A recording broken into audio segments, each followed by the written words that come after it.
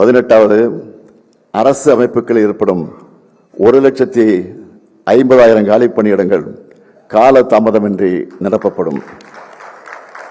19வது அரசு அலுவலர்கள் மற்றும் ஆசிரியர்களுக்கான பதவி உயர்வுகள் உரிய நேரத்தில் கிடைக்க நடவடிக்கை எடுக்கப்படும்.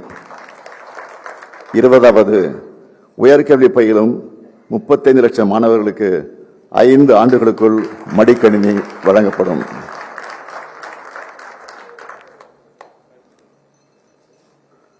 21வது உயர்கல்வி முடித்த 5 லட்சம் இளைஞர்கள் வேலைவாய்ப்பு பெறும் வகையில் நான் முதல்வன் திட்டத்தில் ரூபாய் 1,500 மாத உதவித் தொகையோடு 6 மாதம் பயிற்சி வழங்கப்படும். 22வது புதிதாக 2 லட்சம் வேலைவாய்ப்புகளை உருவாக்கிடும் வகையில் 2030ஆம் ஆண்டிற்குள் ஒவ்வொரு மாவட்டத்திலும் நியோ டைடல் பூங்காக்கள், நகரங்களிலும் தேவைப்படும் இடங்களில் முழு அளவிலான தொழில்நுட்ப பூங்காக்கள் அமைக்கப்படும். 23வது 18 லட்சம் கோடி ரூபாய் அந்நிய முதலீடு ஈர்க்கப்பட்டு அதன் மூலம் 50 லட்சம் இளைஞர்களுக்கு வேலைவாய்ப்புகள் உருவாக்கப்படும். 24வது தமிழ்நாட்டின் ஏற்றுமதி $120 பில்லியன் உயர்ந்து உலக வணிக வரைபட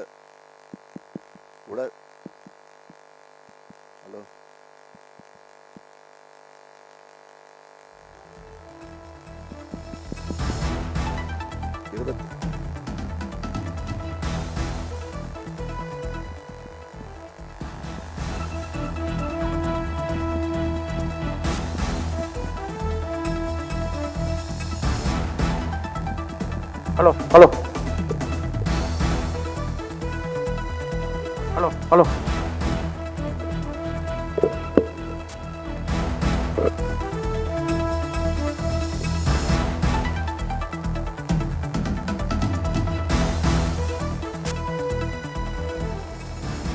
முதல் அறிக்கையாக காலை உணவு திட்டம் 8ஆம் வகுப்பு வரை விரிவாக்கம் செய்யப்படும் என்று தெரிவிக்கப்பட்டிருக்கிறது.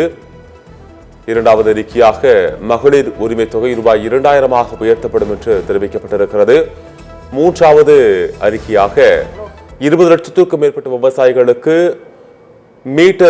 எந்தவிதமான மீட்டர் பொருத்தப்படாத நவீன மின்சார பம்பு செட்டுகள்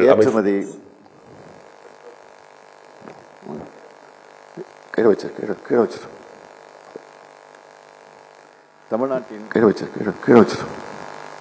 120 பில்லியன் உயர்ந்து உலக வணிக வரைபடத்தில் தமிழ்நாடு இடம் பிடிக்கும் வகையில் திராவிட மாடல் 2.0 ஆட்சியின் செயல்பாடுகள் அமையும்.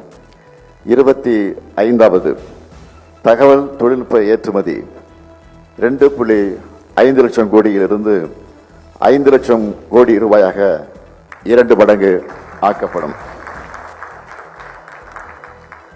26வது 5000 கோயில்களுக்கு குடமுழுக்கு செய்யப்படும். 1000 கிராம தெய்வ திருக்கோவில்கள் மறு சீரமைப்பு செய்யப்படும். 27வது சிறுபான்மையினர் தொழில் தொடங்க டாம்கோ மூலம் கடன் பெறும் உச்சவரம்பின் அளவு 30 லட்சம் ரூபாயாக உயர்த்தப்படும்.